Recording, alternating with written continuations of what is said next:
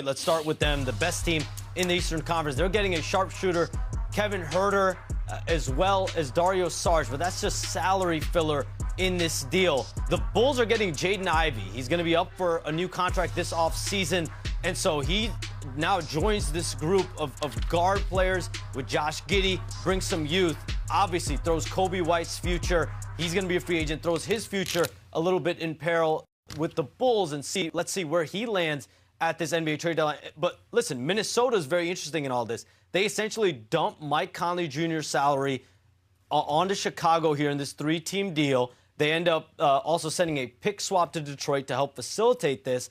But this now opens up $24 million. Bobby Marks can do the math, about $24 million in tax and salary savings. It creates a roster spot for them. We know they are pursuing a star out of Milwaukee this week, so it does create a little bit of flexibility as they try to do that. Yeah, Bobby, so their luxury tax bill drops from $24 million to $3.8 million. So explain now what are they able to do? Yeah, there's that component, and now they drop over under the dreaded apron. They're under the first apron, ability right? to take back more money in a deal here, and I think that's kind of sets the stage up for maybe something bigger. I think it's interesting that in 2 years in a row, Hannah, we've seen the top team in the Eastern Conference, Cleveland last year with DeAndre Hunter, and now Detroit, go out and make a trade because they're not content with their roster.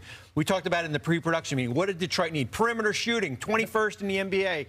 Kevin Huerter, come on down. That gives them certainly a nice around the margins type move. So this is a pre-agency move by the Bulls because they are getting Jaden Ivey, a restricted free agent. I would expect them to sign him later this summer. Obviously Kevin Huerter is going to shoot for Detroit. I would now look, Shams mentioned Kobe White. You just threw a pass there. Kobe White, I think, could be on the move in a pre-agency move by whoever acquires Kobe White. And Kobe White is a guy who is a scorer, a spark plug, can start, can come off the bench. It would not surprise me if he ends up at a contender because his price point is kind of low. For Minnesota, this is a hedge, okay? On one hand, they save a bunch of money, okay? Let's not ignore that they paid on this deal to save a bunch of money. And if it helps them get Giannis, great. But if it doesn't help them get Giannis, they saved a bunch of money, which is also something that's a factor there. But what about the Kobe White of it all? That's intriguing. I've seen the Bulls play a ton, and when I look at how it goes, I kind of saw him being the odd man out eventually anyway. It's not his fault. His game is his game. It's not like it's no value to his game. It's just when you talk about a rebuilding process or you talk about heading into a new direction, I don't see, what the small guard would do if you're going to try and blossom with the other guys you have on your roster. Letting go of Huerter, I don't think they were going to do much with him anyway. I'm excited to see the Bulls get better and better. That's my hometown team. So yeah, so I got to play for other. Yeah, I need them to be okay, and yeah, I'm excited to see what they're doing. Jaden's mom is excited. Niele Ivey, she coaches at Notre Dame, like right down the road. She's going to be at all those home games. How do you like this? A couple of breakout moments. I would even say like seasons for Kobe White. But when you are ninth in the East, when you're in the middle of the pack in the NBA, you had time to sort of audition for a greater opportunity. And I do think when you see enough of a sample size, you make a decision. But my eyes are honestly on Detroit for Bobby's point of view. This is a team that's going for it. And I love that. The East has not really proven any other contenders. The Knicks are hot right now, but it's been up and down. The Sixers, they have their own adversity given Paul George. Like right now, they're starting to see, like, if we beef up this roster, we are going for it right now. They will have to build through experience in the postseason, but I like the moves that they're making. Let me just say two things. One, I want to see what Minnesota does guard-wise. Assuming they don't get Giannis, they could have gotten Kobe White in this trade. And they need help at the guard position. So I want to watch what Minnesota does between now and Thursday, and I'm sure Ann Edwards does too. Secondly, Mike Conley going to Chicago, this is a potential buyout situation. I'm not sure what Conley, I don't think Conley can play a big role in the team, but this is a guy every team in the league would want. He could get bought out in a contender if they fit the criterion, which is another story for another day. Mike Conley could join a contender in the next couple of weeks. I have just like one thought. How urgent are the Minnesota Timberwolves right now?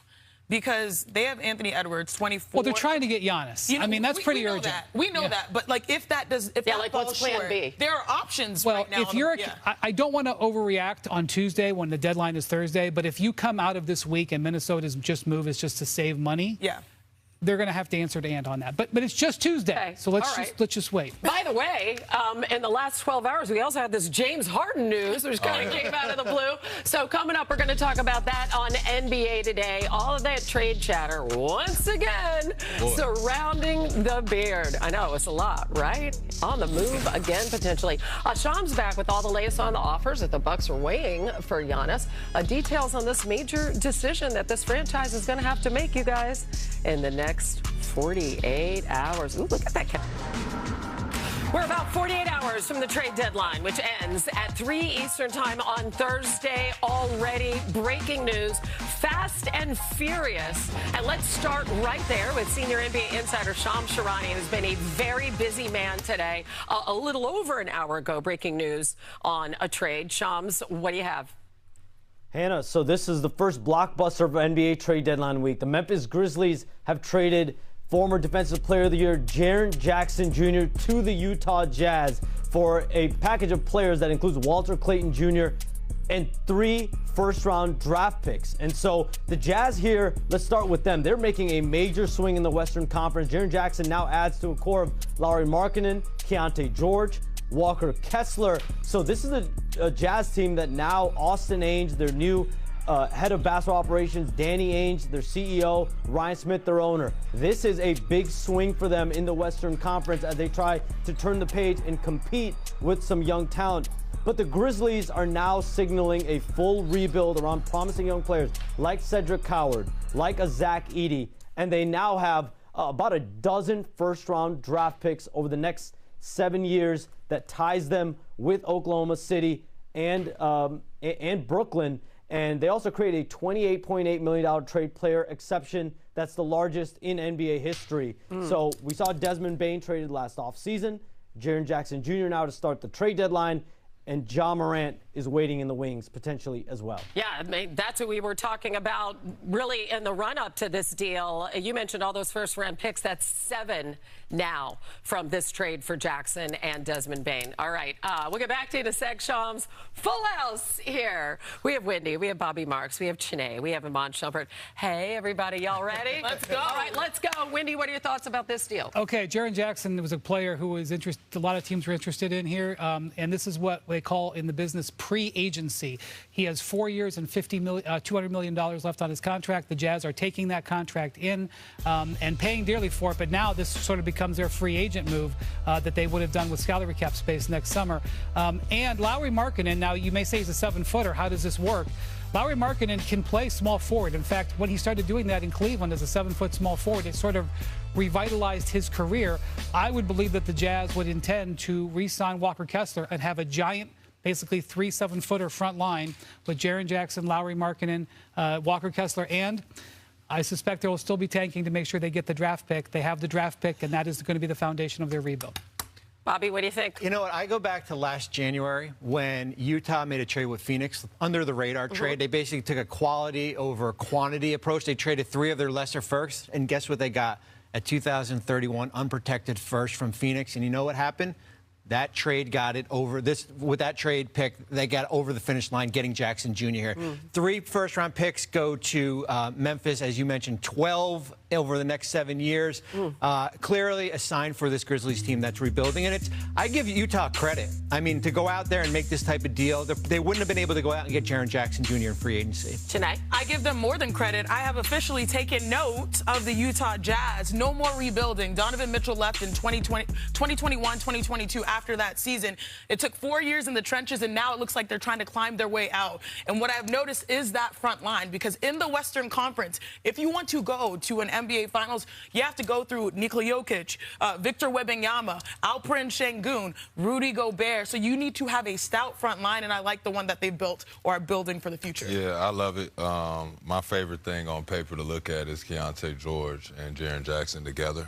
You know, guys, I'm a fan of, at the end of the game, what do you guys is going to do. I really like my chances with those two making decision-making. You got your Jamal Murrays and your Jokic's, and they just fit into that DNA. You got your guys that can come off pick and rolls and make you pay. It's hard to deal with at the end of games. I now like it for the future, and I'm not even mad at the rebuilding opportunity that the Grizzlies have here. I like what they're doing, too. We'll just see what happens with Ja Morant. Yeah. More on Ja Morant. So what potentially does this mean? So because, as you mentioned, they got 7 first-round picks for Desmond Bane and Jaren Jackson. As I talked to executives around the league, they think that this changes what they can expect back in a Ja Morant trade. Instead of trying to trade Ja for as much value as they can, which, frankly, there's not as much value for Ja. That's why Bane and the Jackson have been traded first. They now, executives believe, can take on salary because they've offloaded this $200 million that they were owed to Jackson. They can sort of use Ja as a trade piece to balance out salary, take back bad money, and receive assets for that. So I think they can have sort of fresh discussions with Ja Morant in trade negotiations, and that's, I think, why they did Jaren Jackson first to open that up between now and Thursday afternoon. In the meantime, he's been injured. He hasn't been playing. And we have another deal. So let's go back to Shams Charania. There was another trade that has happened within the last hour, a 3-team deal. What can you tell us about that? Guys, a 3-team deal: Chicago, Minnesota, and Detroit. So Detroit